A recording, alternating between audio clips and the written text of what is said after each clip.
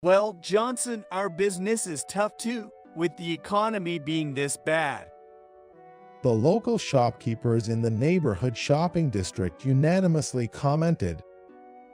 This is a certain branch of a regional bank. In a corner of the counter, there is a booth for corporate clients, and local business owners drop by every day to vent their frustrations. Their worries never end, from problems with cash flow to recent troublesome customers and not being able to find a suitable match for their only daughter, and so on. I've become quite familiar with them, and at 45 years old, I'm already considered part of the middle-aged category in society. Johnson, can I have a moment? Oops, Director Smith is calling me. I said, "More, I'm sorry. Please feel free to drop by any time," as I approached the familiar business owner and left my seat. Johnson, it's troublesome if you keep slacking off like this forever. It seems like several of your loan clients are in a precarious situation. Have you looked into the true financial situation?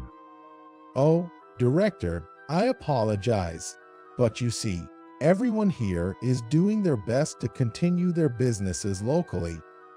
As I answered while scratching my head, the younger director gave me a stern look. It's not about doing your best. It's meaningless if you can't collect the loans properly. That's why you're still just an ordinary employee. Yeah, I knew it. Certainly, my colleagues who joined the company at the same time as me are either excelling and getting promoted at the head office or have already achieved the title of branch manager. I'm the only one left still going around as a mere salesperson.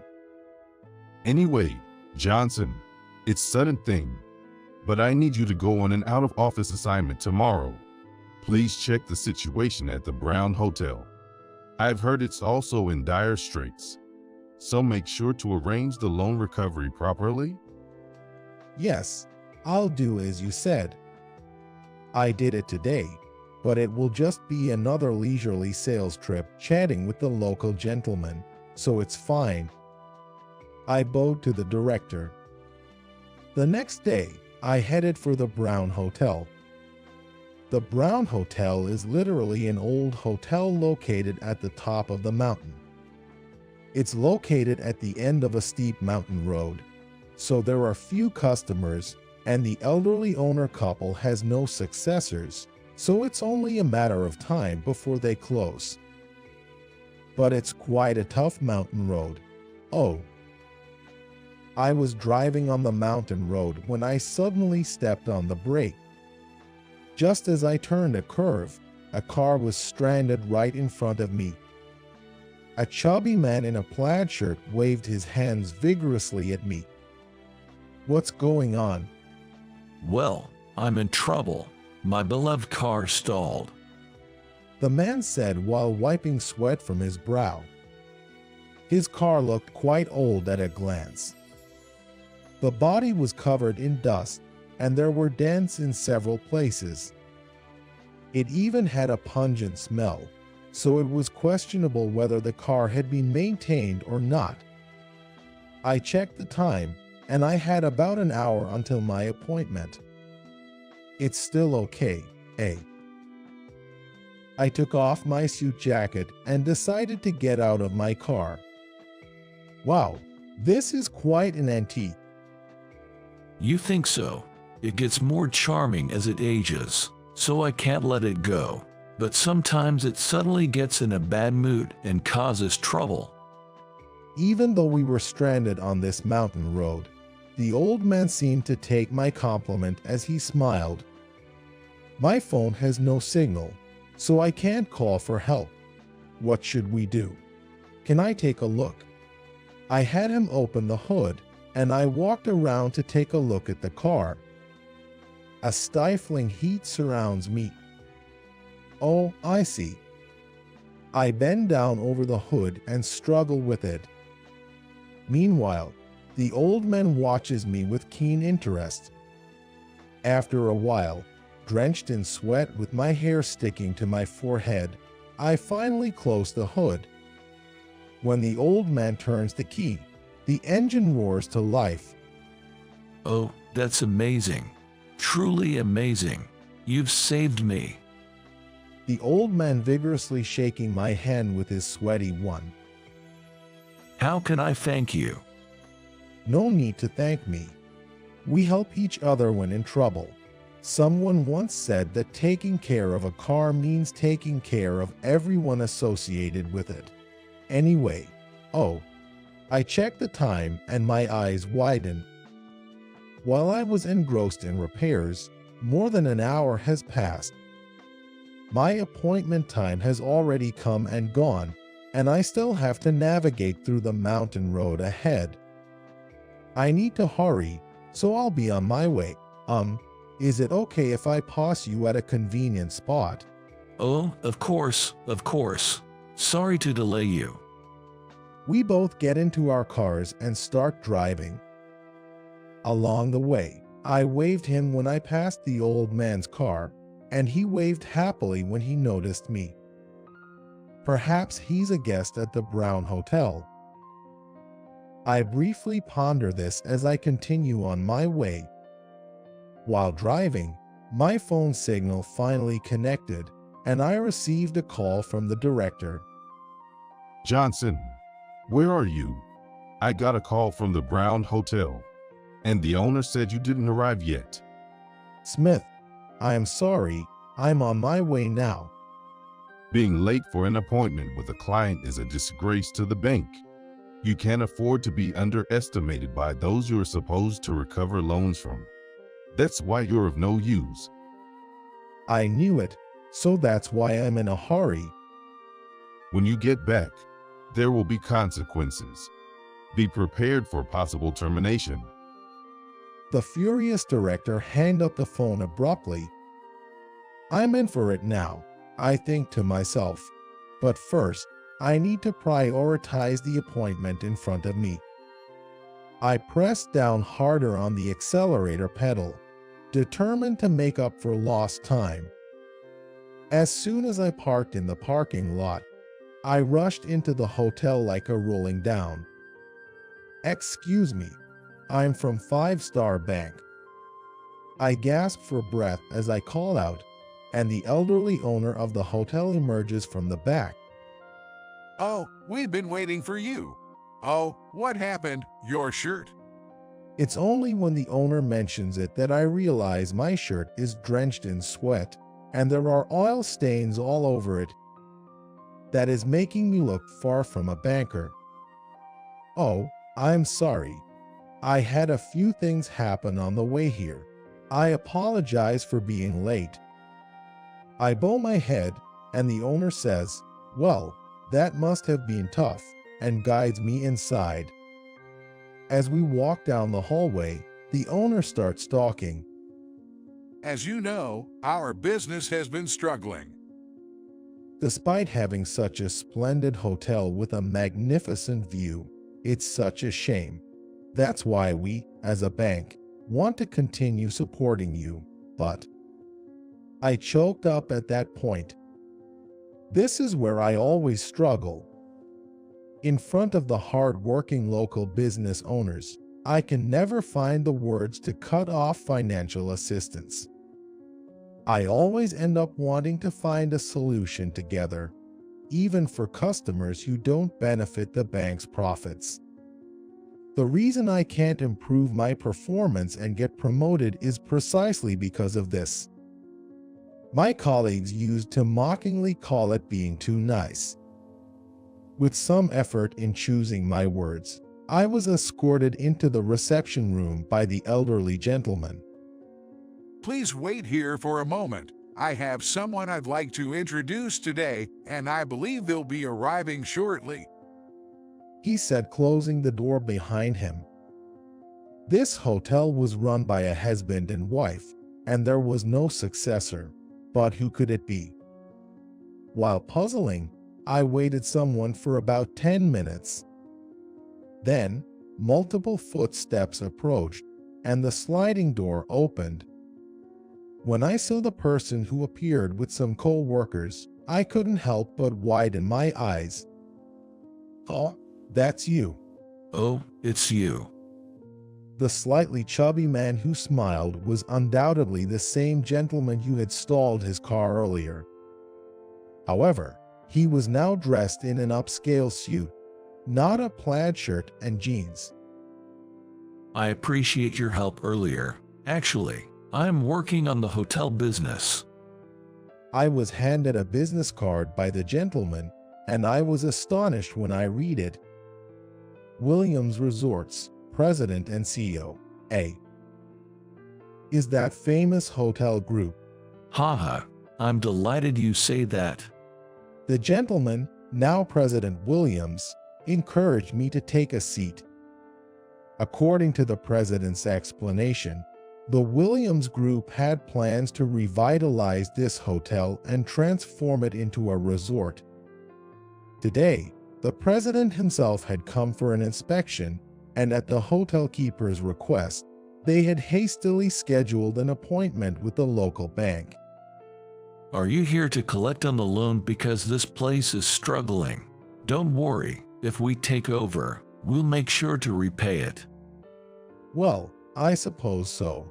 But why did you choose this place? The view is splendid, and there's land. But these are pretty typical conditions for the countryside. As I tilted my head in puzzlement, the president spoke with a somewhat nostalgic look in his eyes. Oh, this place has some personal significance for me. When I was little, I used to come here every summer vacation. My parents worked tirelessly year-round, but during that time, we would spend a week here together, playing football and fishing. The president continued with a smile, addressing the hotel keeper.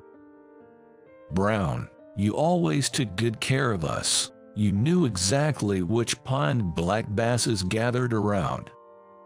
Well, I've been living here for 50 years, not for nothing.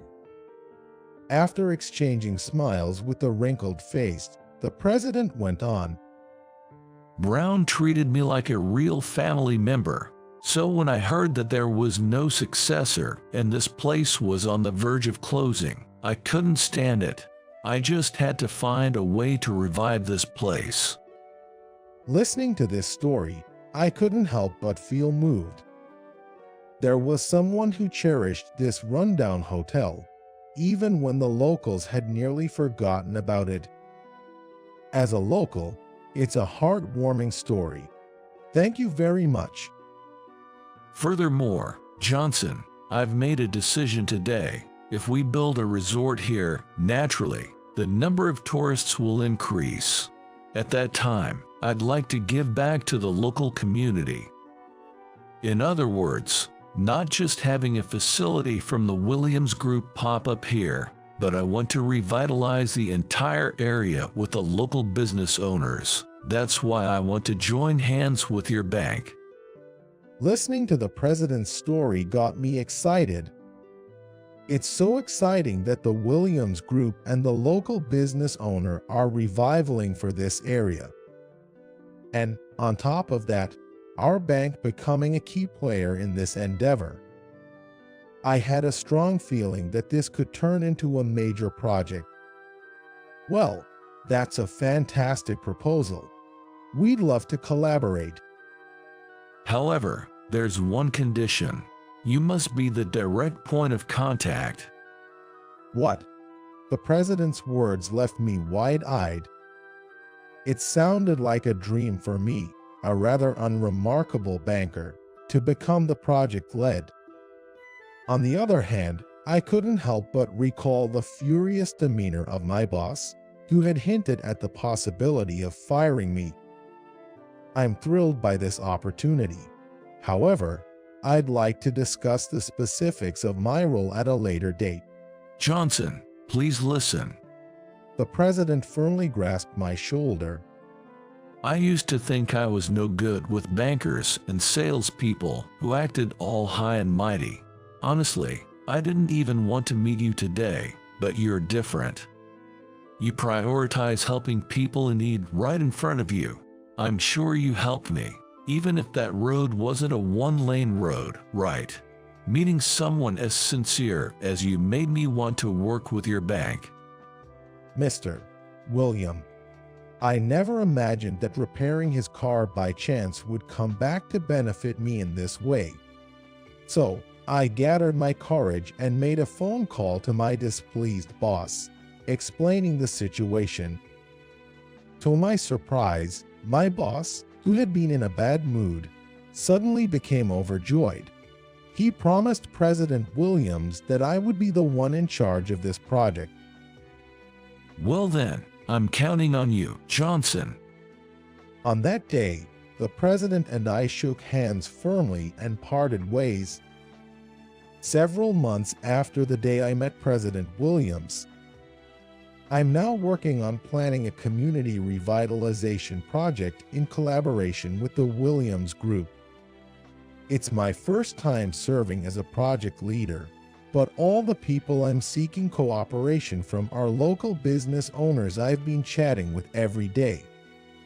Everyone said if Johnson would join the plan, and thankfully, they all agreed and rallied together. Furthermore, Director Smith saw I got support from the local business owners. Therefore, he promised a promotion upon the project's success, which motivates me even more.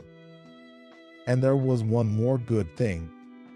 I've also become a friend with President Williams on a personal level, and one day, during a drinking session, he asked me this question. Well, I was surprised by Johnson's skill in resolving the engine stall. Where did you acquire that knowledge? Oh, well. I shrugged my shoulders. The truth is, my family runs a small auto repair shop. I used to help with repairs until I reached high school, so I have basic troubleshooting skills.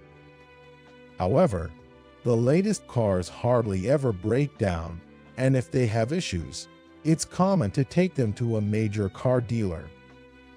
So, I thought my family's business wouldn't have a bright future and decided not to inherit it.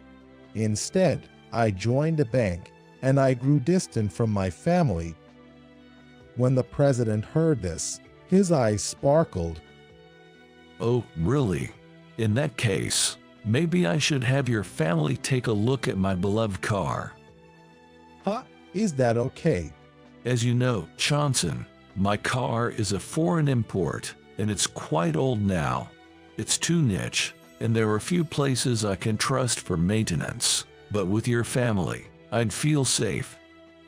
So, the president had my family service his car at our shop and even had it polished to a shine.